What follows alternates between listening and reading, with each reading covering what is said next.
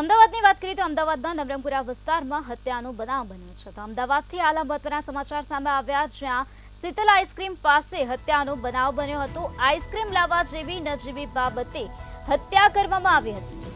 સગીર દ્વારા હત્યા કરવામાં આવી હતી, ત્યારે જીતેન્દ્ર દંતાણી નામના યુવકની હત્યા કરી દેવામાં આવી છે. તો હાલ આ સમગ્ર મામલામાં પોલીસ દ્વારા વધુ કાર્યવાહી હાથ ધરવામાં આવી છે.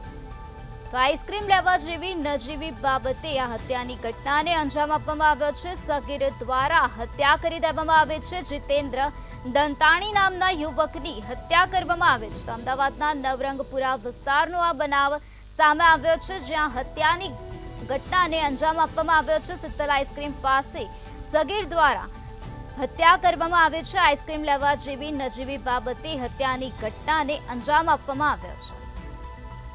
જીતેન્દ્ર દંતાણી નામના યુવકની હત્યા કરી દેવામાં આવે છે. ત્યારે આ બનાવ અંગે પોલીસને જાણ કરાતા પોલીસ ઘટના સ્થળે પહોંચી છે અને પોલીસ દ્વારા હાલ વધુ તપાસ હાથ ધરવામાં આવે છે. તો પોલીસ દ્વારા આ સમગ્ર મામલામાં વધુ કાર્યવાહી હાથ ધરવામાં આવે છે.